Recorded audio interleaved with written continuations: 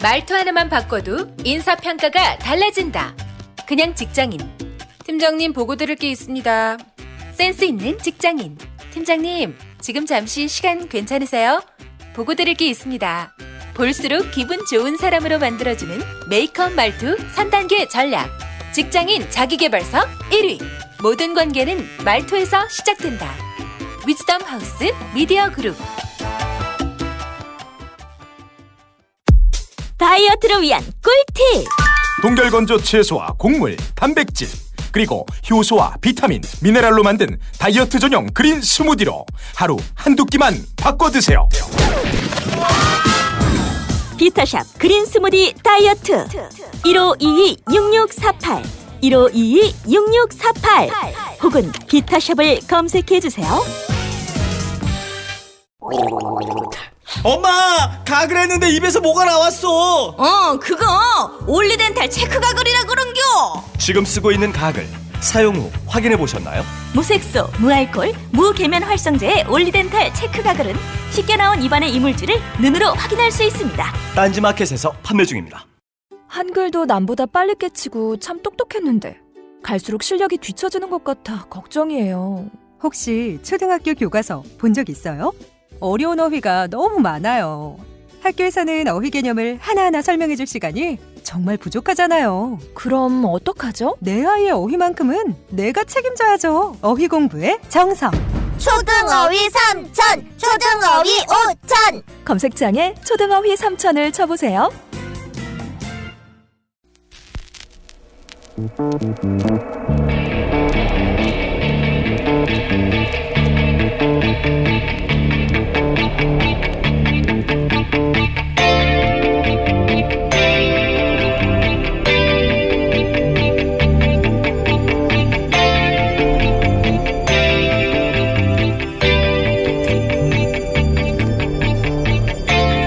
안녕하세요, 김호준입니다.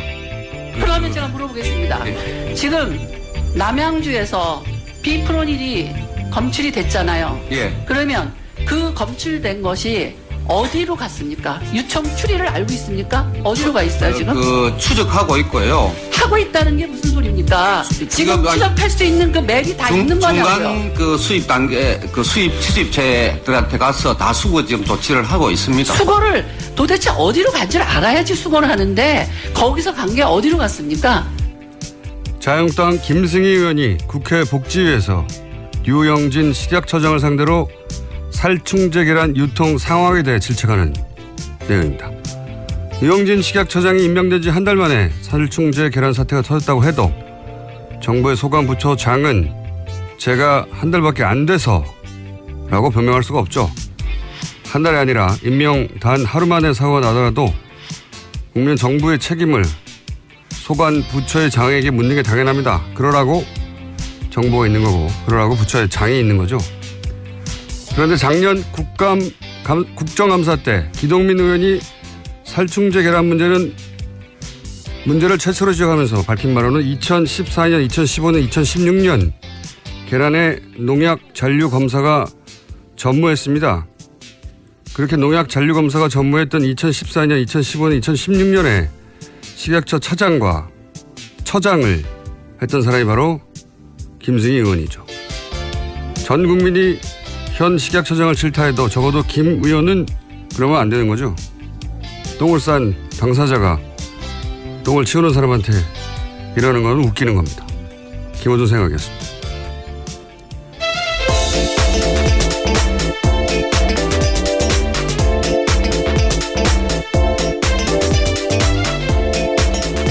자, 바람 새는 월요일이 돌아왔습니다. 시사인의 김은지입니다. 네. 계란 사태가 아주 계속되고 있습니다.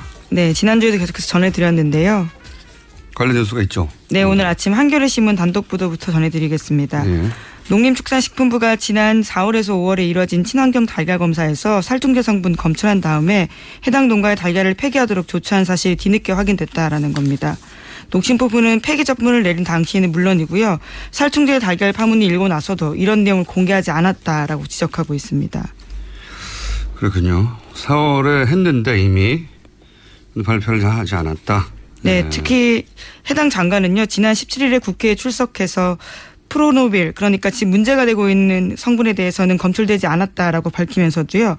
비펜트린이라는 성분이 검출된 사실은 아예 언급하지 않았다라고 지적하고 있습니다. 그리고 식약처에서 이 계란 안전에 관한 종합 대책을 이미 만들었었는데 시행을 하지 않았다 이런 뉴스도 있지 않습니까? 네, 이 또한 국민일보 단독 보도인데요. 식품의약품안전처가 1년 전에 계란 안전에 관한 종합 대책을 만들고도 발표 시행하지 않았다라는 겁니다. 그러니까 김영건 의원실 입수한 자료에 따른 내용인데요. 계란 안전 관리 대책 초안에 따르면 관련된 문제들이 충분히 지적돼 있었다라고 합니다. 하지만 식약처는 작년에 이것을 공식 발표하지 않았다라고 합니다. 이게 이제 국회 차원에서 처음 거론된 건 작년 10월에 기동민 의원이 이 살충제 계란 문제를 얘기했었어요. 근데 당시 박근혜 정부는 모든 농장에 아무 이상 없다라고 발표를 했었고, 예. 그리고 지금 보도로는 1년 전부터 계획이 있었고 올해 4월에도 검출이 됐는데 발표를 안 했다는 거잖아요. 예. 지금 사실 식약처장이 코드 인사라고 비판하거든요. 코드 인사.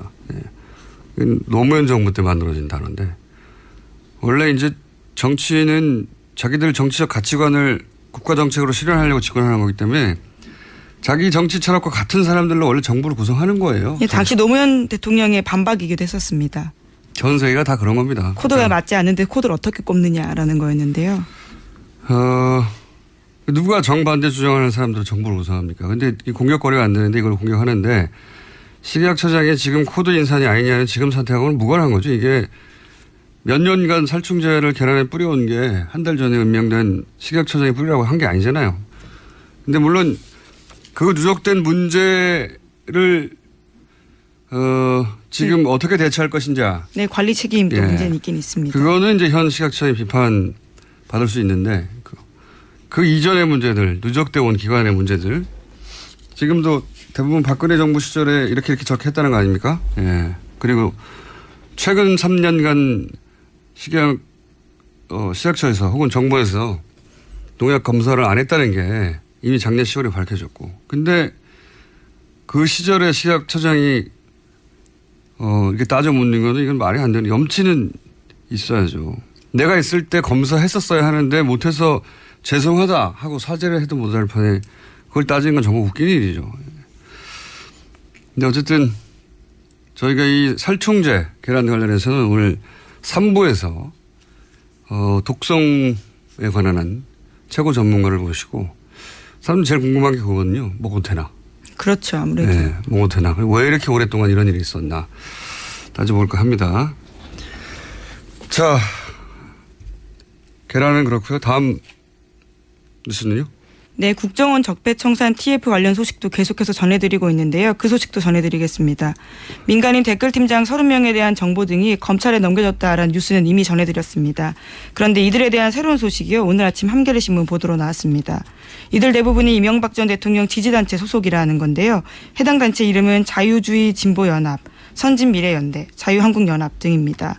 이들 단체는요 모두 2007년 12월 그러니까 이명박 전 대통령이 당선된 대선 즈음에 설립됐다라고 하는데요. 대부분 활동들은 4대강 사업 또 이명박 정부를 비판하는 인사나 단체를 종북으로 속칭 찍어서 낙인 찍는 일을 주도했다고 합니다. 이들 단체는 같은 곳에 이름을 정하는 것 같아요. 다 굉장히 키워드가 비슷합니다. 비슷하죠. 예. 자유, 뭐 애국, 예. 선진, 미래 이런 거 들어가면 의심해 봐야 됩니다. 근데 지난주에도 잠깐 언급했지만 이들 단체가 지속 가능하도록 국가 예산을 조직적으로 지원했다 얘기를 드렸었는데 오늘 뉴스가 나왔네요. 그러니까 단체를 만들어 놓고 정부 기관에서 이들 단체의 돈줄을 만들어 줍니다. 예. 네, 그렇죠. 이를테면요 미소재단이나 보건복지부로부터 그러니까 민생경제정책연구소에서는요 돈을 받게 되고요. 또 공익활동 지원 사업에 선정돼 가지고 관련 단체들이 돈을 받습니다. 몇십억씩 줍니다. 예. 이들 단체가. 그래야지 활동 계속할 수 있으니까. 그 댓글 작업이라는 게 단순히 게시판에 글을 쓴다는 게 아니고 자국면을 상대로 해서 이제 여론 조작을 하는 거죠. 예. 원세훈 전 원장이 직접적으로 그렇게 이야기를 했었죠. 여론 조작을 하는 건데 이걸 조직적으로 체계적으로 세금으로 써서 만들었다는 거죠. 그리고 전방위적으로. 지난번도 계속 얘기했지만 종교인 혹은 종교단체 특히 보수 개신교 인들이 이 사안에 개입했을 개연성이 대단히 높다라고 말씀드렸는데 방금 얘기한 그 민생경제정책연구소 소장도 목사예요. 네, 김진홍 목사라고요. 네. 사단법인 뉴라이트에서 이름을 바꾼 곳입니다. 자, 보수 개신교가 왜 이런 일에 연루되어 있는지도 그걸 꼭 따져봐야 될 거라고 봅니다. 개인도 있고 단체 수준에서도 있을 거라고 보는데. 다음 뉴스는요? 네, 계속해서 관련된 뉴스입니다. 인터넷 여론조작 작업에 참여했던 한 인사가요, 내부 고발을 또 했습니다. 경향신문과의 인터뷰에서인데요, 동화작가 송명문 씨입니다. 2012년 대선 당시에 문재인 후보를 비방하는 인터넷 사파 작업했다라고 증언한 건데요. 2012년 10월부터 12월 중순까지 건당 5만 원 받고 만화에 말풍선을 채워넣는 일을 했다라는 겁니다. 구체적으로 내용을 보면요, 문재인 후보가 아방궁에 산다거나 300만짜리 소파에 60만 원짜리 안경테 쓰고 앉아있다. 이런 내용입니다. 안경테 또 나왔네요. 그런 만화를 그리면 비방하는 거기다가 이제 만화를 그린 사람은 따로 있고 그 만화에 말풍선을 채운 사람은 따로 있었고 이분의 자신은 말풍선을 채워 넣었다는 그렇죠. 건데요. 이런 만화에 예. 누가 돈을 줬는지 모른다는 거고. 예. 그리고 나뿐만 아니라 여러 사람이 그런 일을 했다는 거고. 예, 한 달에 최대 70만 원 받았다라고 하고요. 한 건당 5만 원씩. 그리고 막판에는 또 돈을 못 받았다라고 합니다. 떼먹었군요.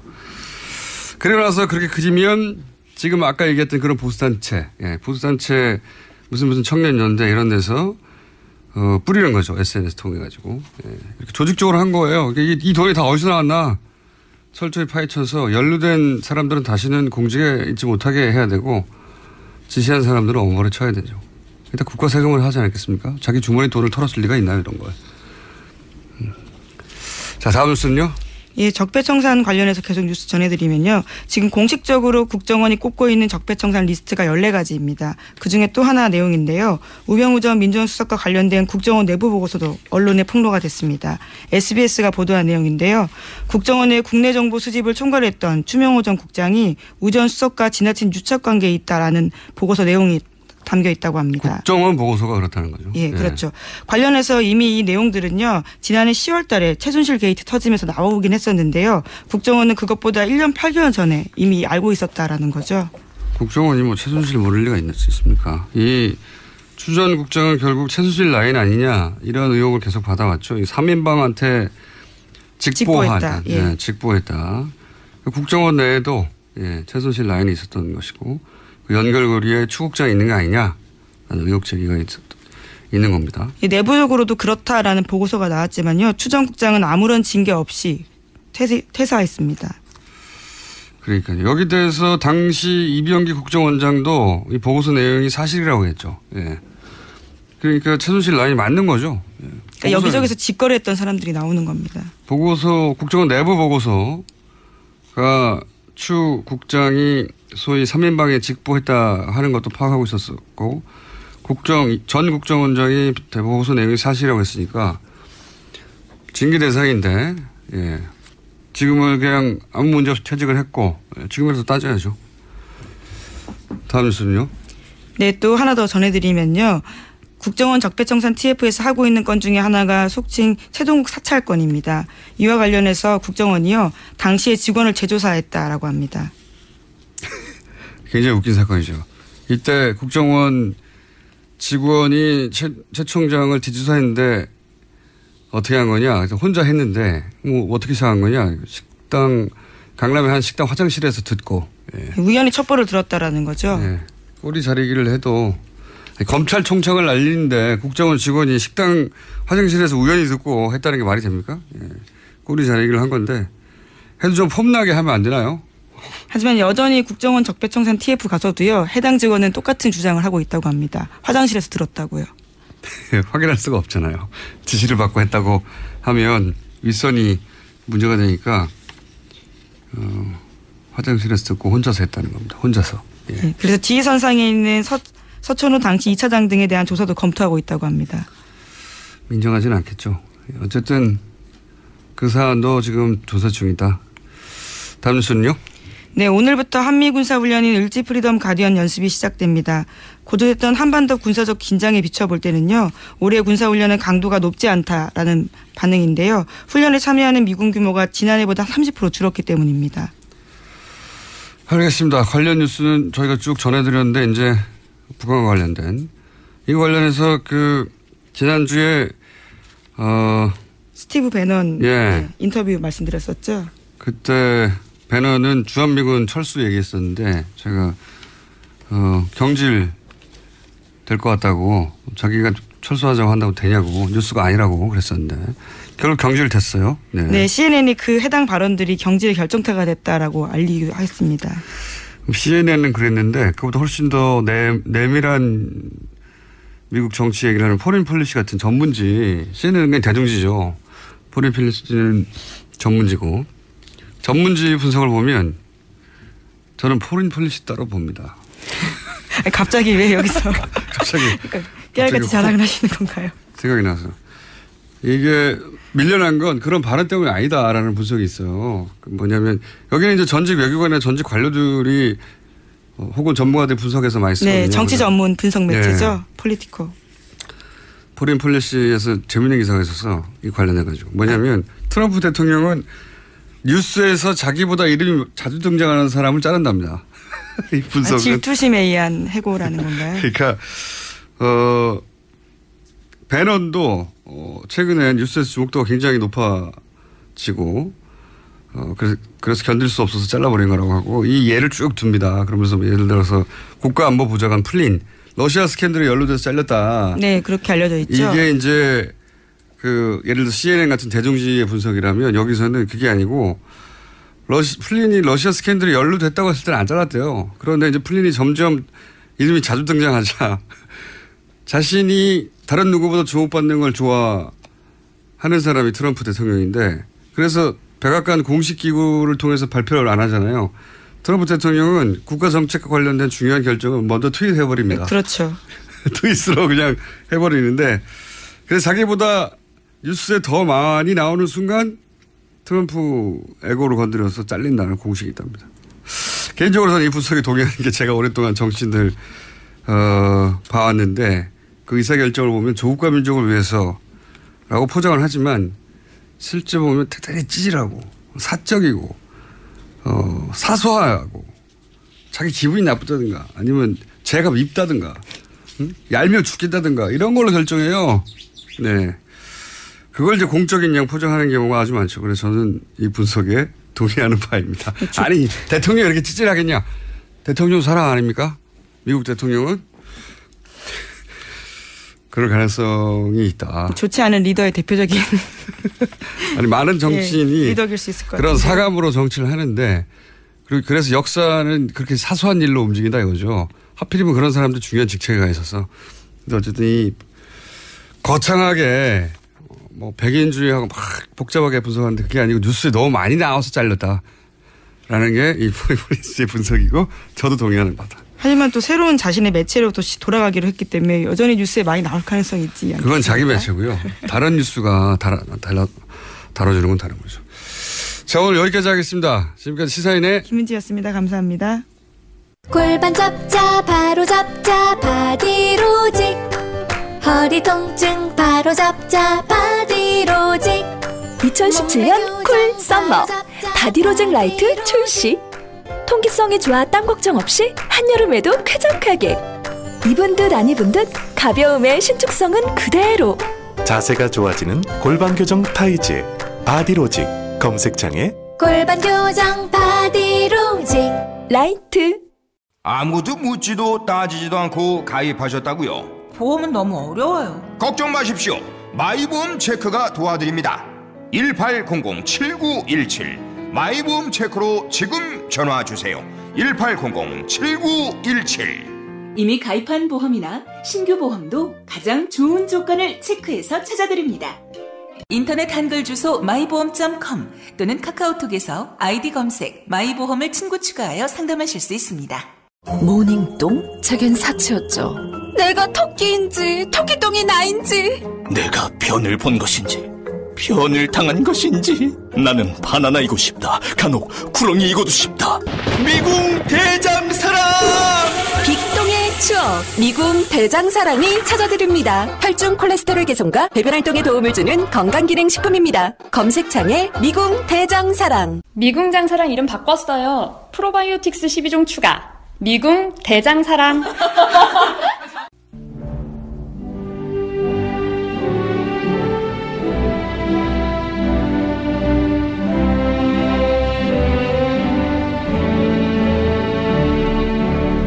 친애하는 국민 여러분, 안녕하십니까. MB입니다. 제가 오늘 오랜만에 나왔습니다. 사실 여러 가지로 별로 나오고 싶지 않았는데, 그랬더니 엠마는 또 안 움직입니다. 또 원래가 거물급이잖아. 근데 그런 내가 이래 나온 이유는 오늘 위험 문제가 나온다는 보고를 받았습니다. 응? 여기 진짜 문제야 이거. 여기 왜 이래? 이 소굴이야 소굴 이거. 김어준이 하나만 해도 이카는데 주진우가 주진우 갖다 이거 후라시키면 어떡하나 이거. 제대로 된 인간 아닌데 이거 주진우 이거. 근데 이거 그 당시 불에 뽑았어야 되는데. 아무튼 국민 여러분, 오늘 이어서 나오는 이야기는 볼륨을 높이고 그거하고 귀를 쫑긋 세우고 정신을 바짝 차리고 들으면 안 됩니다. 이거를 믿고 계속 파헤치고 배우가 눕고 이거 그래 한번 파헤쳐 보자 이래 휘둘리면 안 됩니다. 이거 안 됩니다. 이것들 김어주이 주진우 이거 하자입니다. 이것들 귀 쫑긋 세우고 듣지 마라 이거는. 주진우 이건 내가 그때 강화냈더만 안 됩니다.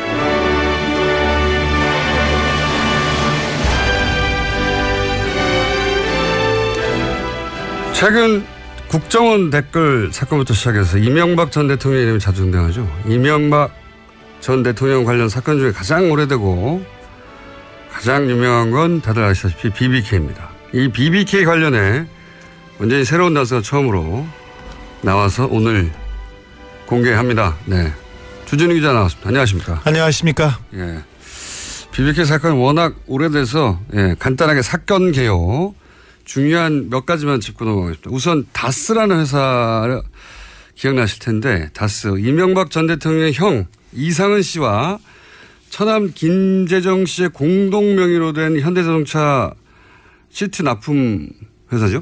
네. 사실은 이명박 전 대통령의 차명 회사로 지목된 회사입니다. 오래전부터 그런 얘기가 있어요. 네, 거의 증명이 되다시피 하는 회사입니다. 자, 그런 다스 회사를 일단 기억해 주시고요. 또 하나는 이 다스에서 BBK에 190억이 투자됩니다. 네, 중간과정 생략하고. 그리고 BBK가 우여곡절 끝에 옵셔널 벤처스라는 회사가 됩니다. 네. 오늘은 옵셔널 벤처스가 BBK의 마지막 형태였다.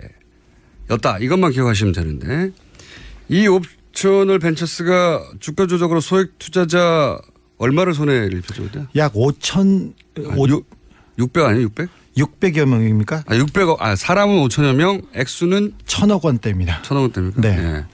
5천여 명의 투자자 1,000억 원대 피해액이었습니다. 그리고 그때 이 옵셔널 벤처스의 대표였던 사람이 김경준 씨죠. 김경준 씨가 얼마를 횡령 미국으로 갔죠? 384억을 횡령했습니다. 예. 주가 조작이나 다른 사기로 대한 이익금 빼고 횡령 액수만 384억. 예.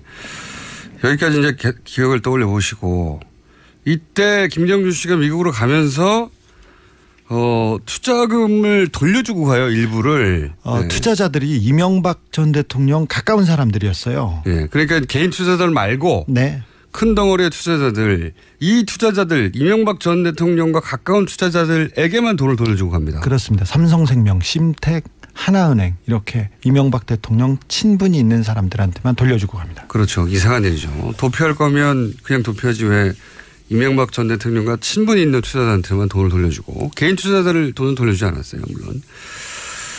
그리고 다스에서 190억을 투자했는데 그중에 50억을 또 돌려줍니다. 50억만 주고 갔습니다. 이상한 일이죠. 줄 거면 다 주던가 그냥 갈 거면 그냥 가야 되는데 190억 중에 50억만. 네. 갚을 여력이 충분히 있었습니다. 하지만 네. 50억만 주고 갔습니다. 그래서 140억이 남았죠. 요 140억을 놓고 미국에서 소송이 벌어집니다. 옵셔널 벤처스에 투자한 개인들, 이 김경준 씨를 상대로. 그리고 다스가 김경준 상대로 네. 소송이 벌어지는데 그 결과 개인 투자자들은 김경준 씨에게 승소하고 다스는 김경준 씨에게 패소합니다. 그렇습니다. 김경준 씨가 가지고 있던 돈, 그러니까 네. 은닉해놓은 돈이 옵셔널 벤처스에 투자한 투자자들의 돈이지 그 다스의 돈이 아니다. 이런 판결을 내렸습니다. 미국에서. 네. 그러니까 일반 투자자들은 이겼기 때문에 그 돈을 받게 되고 네. 다스는 졌기 때문에 다스에 줄 필요가 없는 거예요. 미국에서 소송을 해서. 일단 그런 상태였습니다. 일단 그런 상태인데 진짜 이상한 일이 다시 벌어지죠. 뭐냐면 이 140억을 재판에서 이긴 일반 투자자한테 돌려준 게 아니라 재판에서 져서 돈을 줄 필요가 없는 다스한테 이 140억을 줍니다. 2011년 2월의 일입니다. 오늘 할 이야기는 어떻게 이렇게 이상한 일이 벌어졌을까? 예? 그 내막을 추정할 수 있는 문서를 처음으로 주진우 기자 오늘 여기서 공개하려고 합니다. 예. 이 이야기가 이해하기 어려울지 모르는데 간단하게 말하면 140억 그러니까 여러 가지 복잡한 사건 끝에 BBK의 후신인 회사에 140억이 있었어요. 스위스 계좌에. 네. 이 돈을 개인 투자자들한테 돌려주라고 미국 재판에서 판결이 났는데 근데 이 돈이 다스에 돌아가는 겁니다. 이명박 대통령이 실소유주라고 의심받고 있는 네. 다스에. 어떻게 이게 다스에 돌아갔을까? 라는 이유를 추정할 수 있는 문서를 지금 한보따리 노란이죠. 핑크색 보따리에 쌓아서 왔어요. 정말로. 예. 보자기입니다. 보자기에 싸가지고 와가지고 지금 보자기를 풀었습니다. 안에 문서가 잔뜩 들어있는데. 자, 첫 번째 공개할 문서는 뭡니까? 다스의 회의록입니다. 다스 회의록. 어떤 회의록입니까? 다스와 옵셔널 벤처스 관련된 소송 관련된 회의인데요. 회의를 LA 소재 찻집 화선지라는 데서 했습니다. 2008년 11월 10일 일입니다. 몇 시부터 몇 시까지도 있나요? 몇 시부터 몇 시까지도 있고요. 네. 11월 10일 날 하고 그다음에 11월 11일 날 양 이틀간에 걸쳐서 2시간 반, 5시간 뭐 이런 식으로. 다스의 내부 회의록인 거죠, 이게? 네, 그렇습니다. 네, 내부 회의록인데. 네, 다스 내부에 다스의 이사 신아무개 씨, 다스의 계장 참여했고요. 그리고 미국 변호사들이 참여했고 오세경 변호사라는 사람도 참여했고 여기에 LA 총영사 김재수라는 사람이 참여합니다. 사기업 소송에 왜 LA 총영사가 참여하는 겁니까? 이 김재수라는 분이 BBK 때 김경준하고 소송할 때 이명박 측 변호인이었어요 원래. 네. 근데 그분이 갑자기 이명박 대통령이 당선되자마자 네. 한국 외교사상 처음으로 해외 동포 출신 변호사를 그냥 총영사를 시켰어요. 네. 근데 총영사를 시킬 때 임명할 때 그때 이분이 미국 영주권자이셨어요. 네. 근데 그러니까 우리나라 국적자도 아닌데 네. 그 외교사상 처음으로 이런 자리를 줬었죠. 그래서 뭐 뒷말이 많았었는데 이분이 총영사에 가서도 다스 BBK를 보고 있었습니다. 총영사의 신분으로. 네. 그러니까 그 외교관이 사기업 소송을 외교관이 되기 전부터 맡았던 사건을 외교관이 된 이후에도 계속 맡았다는 거 아닙니까? 그렇습니다. 그러니까 사기업 간의 거래, 사기업과 개인 간의 그 소송을 네. 외교관이 맡았습니다. 네, 총영사관이 가서 회의에 참석했다라는 네. 문서가 지금 다스 내부 문서 어떻게 보고 있어요? 그거 나중에 얘기하기로. 네. 내부 문서로 나온 거죠. 네. 그다음 문서는 뭡니까? 그다음 문서는 김경준 관련 LA 문서가 많아요. 잔뜩 여기에. 네. 네. 김경준 관련 LA 총영사의 검토 요청 사안이라고 LA 총영사 김재수 씨가 검토해가지고 그 위에다 보고한 사안입니다. 작성을 누가 했고 무슨 내용입니까? 청와대 민정실에서 작성한 것으로 보입니다. 다스의 핵심 관계자가 청와대로부터 지시를 받았다고 하면서 내놓은 서류 3장짜리 서류입니다. 관공서 형식이고요. 지금 아까 봤던 다스 회의록은 이렇게 다스의 직인이 찍혀 있거나 그렇거나 이런 식으로 보고서 형식으로 돼 있습니다. 여기도 많습니다. 10여 개 있는데요. 이런데 이 문건은 관공서 문건이 분명한 형식입니다.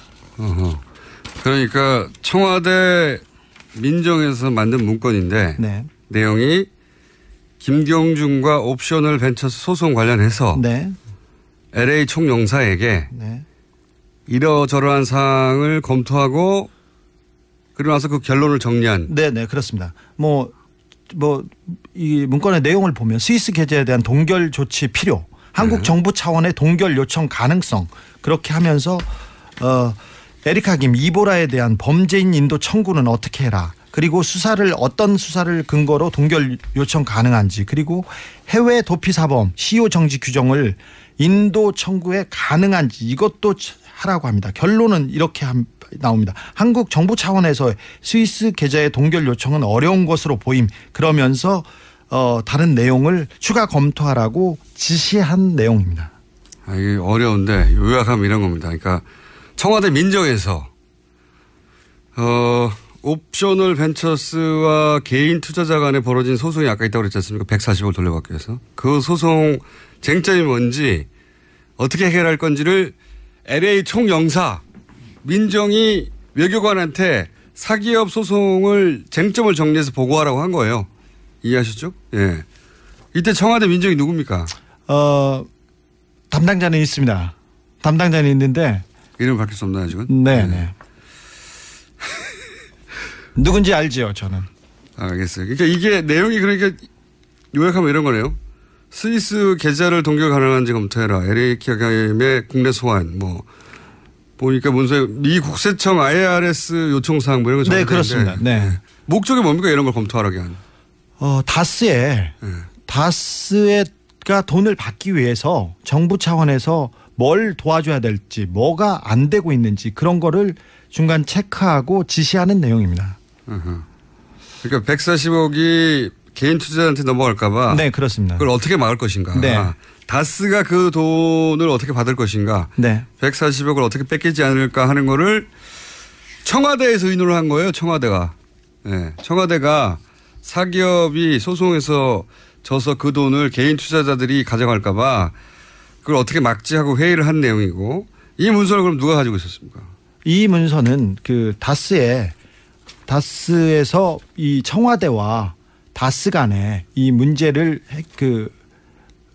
보고하고 이 담당자가 가지고 있었습니다. 다스의 담당자가? 네.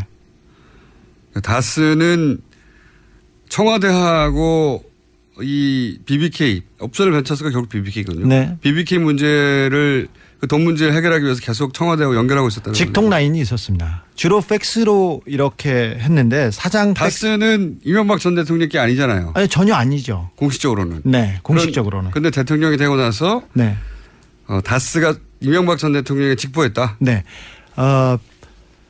다스 140억 관련된 담당 직원이 있었어요. 민정수석실에서. 예, 민정수석실 안에 네. 다스 담당자가 있었고. 예, 따로 있었습니다. 그래서 이 다스에 관련된 지시를 청와대에서 내리면 이 다스 140억 관련된 직원이 따로 있었습니다. 그 직원이 보고를 하거나 보고서를 만들어서 제출하는데 이 부분은 이명박 대통령이 직접 보고를 받았답니다. 그래서 보고가 시원찮거나 절차가 더디면 불호령이 떨어졌다고 그 다스 관계자는 증언하고 있습니다. 자, 그러니까 이명박 전 대통령께 전혀 아니라고 하는 다스가 청와대 내에 다스 담당자를 두고 있었고 민정에. 네.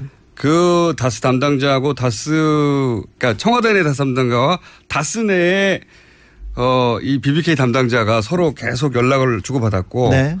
그리고 그거는 이명박 전 대통령한테 직보했다는 거 아닙니까? 네, 그렇습니다. 네. 그래서 그 직보가 늦어지면 불호령이 떨어졌다고. 네. 청와대 다스 담당자한테 제가 확인을 했습니다. 그래서 전화를 해서 당신이 다스 담당자라고 하던데요. 그러니까 저는 다스 담당자가 아니고 BBK 담당자였다고. 이렇게. 자신은 네. 다스라는 회사를 담당한 게 아니라 BBK 그러면 인정한 거네요. 자기가 담당했다는 거. 청와대 민정에 있던 사람이 인정했다는 거죠. 네, 부인하지 않습니다. 네. 당신이 다스 담당자 맞냐 그랬더니 아니 다스가 아니고 BBK였다고. 아니 누가 그런 말을 하던가요? 다스에서 이렇게 확인해 줬습니다. 아 그래요? 저는 다스 담당자가 아니라 BBK 담당자였습니다. 이렇게. 그러니까 요 내용은 소송을 지면 140억이 옵셔널 벤처스한테 가는 거 아닙니까? 그렇죠. 실제 소송에 졌죠. 네, 처음에 졌습니다. 옵셔널 벤처스 사람들로 모인 옵셔널 캐피털이라는 데에 개인 투자자들한테 졌단 말이죠. 졌습니다. 그리고 지고 나서 미국의 스위스 판사가 스위스 계좌를 동결해요. 예. 미국의 판사가 스위스 계좌를 동결해요. 그러니까 미국 연방 정부와 스위스 정부한테 그 동결 조치를 요청해서 그러니까 미국 연방 정부, 스위스 정부, 스위스 은행이 동결한 겁니다. 그 돈을 김경준 씨 계좌를 동결해 버렸어요. 이제 그 전에 있었던 내용이었던 거죠. 네, 그렇습니다. 사태가 어떻게 진행되고 있고 그 돈을 뺏기지 않으면 어떻게 할까, 어떻게 해야 되느냐. 네, 청와대와 외교부 그러니까 LA 총영사가 긴밀하게 협의한 내용들이 나옵니다. LA 총영사가 보고한 내용들이 공식 문서로 만들어진 거예요. 네. 공식 문서라기보다는 공문서 형식으로. 네. 공식 문서는 아니겠죠. 거죠. 네. 공문서 형식으로 만들어졌는데 그 공문서 형식이 누가 가지고 있었냐면 다스 가지고 있었던 거죠. 예. 세 번째 문서를 보니까 문서가 오늘 많아요. 아주 세 번째 문서. 2012년 3월 14일 그러니까 140억을 다스가 돌려받은 이후에 그 작성된 문건인데 공동방어 협약 대응 방안이라고 합니다. 공동방어 협약 대응 방안. 네. 예, 협의자는 김재수 변호사. 다시 그러니까 LA 총영사. LA 총영사와 양 땡땡 변호사. 이 사람이 청와대 BBK 다스 담당자였습니다. 양 땡땡. 네. 이 사람 내용을 보면요. 공동 방어, 공동 이익을 위해서 비밀 유지 협약을 체결해야 된다 이런 내용입니다. 그래서 목적이 피고들의 소송에 대해서 원활하게 대응하기 위해서 관련 자료를 공유하라고 하면서 자꾸 비밀을 유지를 하라는 그런 내용입니다. 비밀 유지 협약인데 이게 재밌는 것이 LA 총영사하고 청와대 사람하고 둘이서 협의를 했는데 이게 다스와 그다음에 김경준 간의 거래입니다. 그러니까 개인과 개인 회사의 거래를 LA 총영사하고 청와대 사람이 협약을 맺습니다. 이해 가시는지 모르겠는데 어려워요. 제가 설명을 하자면 소송을 지면 140억이 개인 투자자들한테 가잖아요. 근데 그 140억을 뺏기기 싫은 거죠. 뺏기기 싫어가지고 이 LA 총영사 BBK를 계속 다뤘던 LA 총영사인 김재수 변호사, 네. 변호사하고 청와대 민정이 그런 일이 벌어질 때 돈을 뺏기지 않기 위해서, 돈을 뺏기지 않기 위해서 김경준 씨와 다스가 공동 방어 협약을 맺어야 한다 이거 아니에요? 네, 그렇죠. 무슨 얘기인지 이해하셨어요? 140억을 다스가 김경준으로부터 받았습니다. 받고 나서. 문제가 끝나지 않고 그리고 이면 합의가 있다 무슨 딜이 있다 무슨 FTA 관련해서 뭐가 있었다 이런 식으로 계속 얘기가 나오니까 청와대와 외교부가 만나서 비밀 협약을 맺어라 이 대응 방안을 만들어서 건네줍니다. 개인과 개인 회사한테. 그러니까 재판에 져서 140억이 개인 투자자들한테 가는 걸 막으려고 노력을 했고 돈을 결국은 다스가 받아내요. 받았습니다. 받아내는데 이때 어떻게 140억을 돌려받을까 그 근거를 위해서 비밀 협약을 맺었다는 거죠. 그렇죠. 예, 그런 문서예요. 그리고 그 내용을 보면 계약 근거를 남기지 말고 구도 약속으로 처리를 해라. 그렇죠. 서류 정보는 꼭 구두로 하라는 겁니다. 서류를 구두로 하라는 내용이 서류로 남아 있어요. 네. 그 비밀 협약 유지 이런 계약서 그러니까 이런 영문 계약서를 청와대와 그 LA 총영사에서 만들어서 그 개인과 개인 회사한테 건네주는 거죠. 이해가 하셨는지 모르겠는데 이게 전부 다 140을 뺏기지 않기 위해서 청와대와 외교부가 그 내부의 담당자가 같이 움직였다는 거고요. 그래서 140억을 결국 뺏기지 않죠. 네, 그렇습니다. 뺏기지 않고 140억을 뺏겼다기보다는 개인 투자자가 정당하게 돌려받아야 될 돈이었는데 그 돈을 다스가 돌려받습니다. 적어도 김경준이 가질 수 있는 돈이었습니다. 왜 그러냐면 자기는 13년 동안 BBK 공범인데 종범이지 않습니까 사실은. 그런데 주범은 빠져나가고 혼자서 그 멍해를 다 썼으니까 적어도 주지 않아도 되는 돈인데 뺏겼죠. 그 돈을 어떻게 돌려받을지를 연구한 문서라고 보시면 됩니다. 네. 이건 자세한 내용은 이게 만약에 다시 수사가 이루어진다면 제출될 내용인 것 같고. 네. 김경준 씨가 너무 괴롭혀가지고 감옥에 있는데 이명박 측에서 너무 괴롭혀서 가족과 자기를 괴롭혀서 안 줄 수가 없었다 이렇게 얘기하고 있습니다. 김경준 씨의 주장은. 네. 그러니까 140억을 재판에서 개인 투자가 이겼는데 안 주고 다스한테 돌려주는데 돌려줄 필요가 없는 다스한테. 네. 근데 그 김경준 씨는 자기가 가족을 너무 괴롭혀서 줄 수밖에 없었다. 네. 이런 얘기잖아요. 네. 근데 다스한테 그렇게 돌려주면 김경준 씨가 대신 얻을 게 있어야 되잖아요. 그렇죠. 얻을 게 뭐였습니까? 그 이면 합의에 대해서는 지금 밝혀지지 않았는데 김경준 씨는 내심 가족들에 대한 소송을 다 취하하고 그건 됐습니다. 네, 그리고 자기를 풀어줄 줄 알았대요. 그리고 풀어줄 줄 알았겠죠. 네, 다스의 이 140억 담당자도 풀어주기로 했답니다. 풀어주기로 했는데 다스의 담당자도. 네. 네. 그런데 돈을 받고 나서 그 윗분이 이명박 대통령께서 마음을 바꿔가지고 안 풀어줬답니다. 돈은 다 받았으니까. 이 앞에 문서들은 140억을 돌려받기 위해서 노력한 내용들이에요. 요약하면 결국은 그 디테일은 몰라도 됩니다.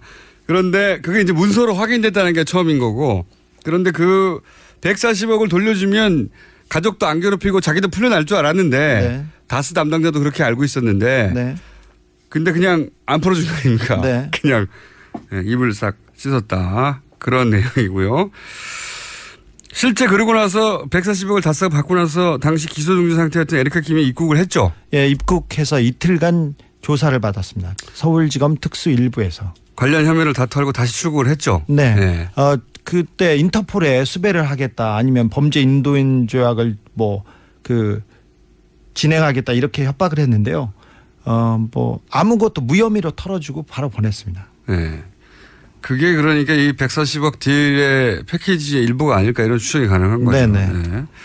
왜냐하면 세 번째 문서에 좀 전에 얘기한 근거를 남기지 말고 구두 약속으로 처리하라 했기 때문에 실제 문서가 있는 건 아닌 거죠. 이 합의에 대해서. 합의 문서가 있으리라고 봅니다. 그래요? 그런데 거기에 문서를 남기지 말라는 문서가 있잖아. 네, 그렇지만 김경준 씨나 구체적인 것은 아니고 러프하게는 있으리라고 봅니다. 다스의 담당자가 김경준을 풀어주는 부분을 거기다가 넣었었나 봐요. 처음에 초안에 넣었는데 청와대한테 엄청 혼났다. 호통을. 그러니까 서로 합의를 할 때 김경준 씨의 석방도 문서로 남겼다가 다스 담당자의 얘기입니다. 네. 이명박 대통령이 불효령이 떨어져가지고 자기가 엄청 혼났다는. 그래서 김경준 석방은 그 문서에서 빠졌다. 네, 그런 디테일은 빠지고 그냥 몇 가지 조항은 남은 이면 계약서가 있는 것으로 보여진다. 네. 근데 그 이면 계약서는 지금 없고 손에. 그런데 어쨌든 김경준 씨 그래서 가족들도 풀려날 줄 알았고 김경준 씨도 풀려날 줄 알았다는 거죠. 네. 안 풀려났다 결국은. 그러면 여기서 궁금한 게 미국의 연방판사가 스위스의 김경준 씨 계좌를 동결시켰잖아요. 네, 그렇습니다. 그렇죠? 근데 그걸 감옥에 있던 김경준 씨가 그 계좌를 풀었다는 거 아닙니까? 결국은. 그렇죠. 감옥에서 마법을 부려가지고. 이게 어떻게 가능하죠 이게? 사실은 검찰의 도움이 없이는 이게 불가능한 일인데 검찰이 지속적으로 김경준 140억을 빼내기 위해서 도와줬다는 정황들은 여러 개 있습니다. 근데 그 중에 하나를 제가 공개하겠습니다. 김경준 씨의 편지인데요. 편지. 2010년 2월 9일 날 보낸 겁니다. 김기동 부장검사님, 잘 아시다시피 김기동 부장검사는 BBK의 주 검사님이셨고요. 김기동 부장검사는 김경준한테 형이라고 부르라고 하면서 회유 협박을 했다고 그렇게 지목된 그 사람입니다. 새해 복 많이 받으세요. 계속 바쁘신 하루를 보내시겠네요. 언제나 신경 써주셔서 감사합니다. 이렇게 얘기하고 김양수 검사님을 뵙습니다. 김양수 검사님이 좋은 자리로 가가지고 굿뉴스를 들었습니다. 이런 얘기하면서 형 집행 순서 변경 신청서는 김양수 검사님 말씀대로 이렇게 됐습니다. 이렇게 얘기하면서 맨 마지막에 더 이상 실망을 주지 않게 도와주세요. 이렇게 얘기합니다. 그리고 저희 누나는 6월 전에 들어오는 것이 좋을 것 같다고 전달하였습니다. 아마 누나가 확인 전화를 드릴 겁니다. 이렇게 하면서 김경준 올림 이렇게 하는데 자 6월 전에 들어오는 것이 좋겠다. 그 6월 전에 들어오는 것이 좋겠다. 누나가 확인 전화를 할 것이다.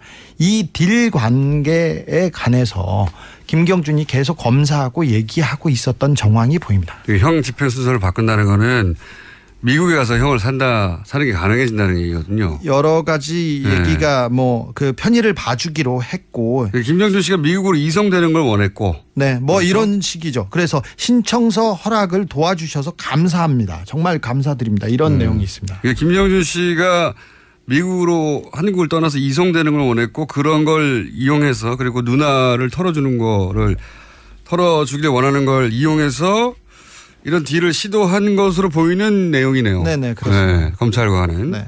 이렇게 해주면 이렇게 해줄게 일부가 본인을 미국으로 이송하고 누나는 언제 들어와가지고 이 문제를 털고 그 내용이 이제 편지에 일부 담긴 거죠. 네. 예.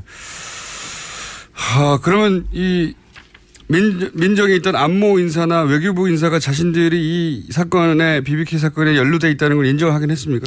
아까 말하신 대로 그 양모 씨는 인정했고. 인정했고요. 김재수 변호사는 전화를 계속 피하고 있습니다. 근데 김재수 변호사는 다스 다른 회의록 제가 가지고 있는 한 100여 건의 서류에 다수 등장해서 이 사람은 피해갈 수도 없습니다. 그리고 다스 측에도 확인을 했는데요. 사실 다스에서 이 문제를 담당했던 분이 저한테 그 모든 얘기를 털어놓으셨어요. 그리고 지금 다스의 실권자이신 이명박 대통령의 아들 이시영 전무한테 여쭤봤습니다. 제가 전화 받았습니다. 140억을 받기 위해서 청와대가 움직인 정황, 아버지가 움직인 정황을 알고 계세요? 그러니까 깊은 한숨을 쉬시고요. 그리고는 아니요 할 수도 있잖아요. 깊은 한숨을 쉰 다음에. 아니요. 주진우 기자입니다. 오랜만에 뵙습니다. 그랬어요. 제가 좀 단연간 괴롭힌 그게 있지 않습니까? 그랬더니 한숨을 쉬시면서 자기는 모르는 일이라고 죄송하다고 이렇게 끊더라고요. 자기는 모르는 일이라고. 자, 오늘 네 가지 문서를 얘기를 했는데 마무리를 해야 하는데 시간이 약간 부족하네요. 한 3, 4분 정도 마무리를 할까요 말까요? 해야죠. 해주세요. 그러면 저희가 3부에서 2분만 더 만나는 걸로 잠깐 쉬었다가 3부에서 다시 뵙겠습니다. 네, 뉴스공장입니다.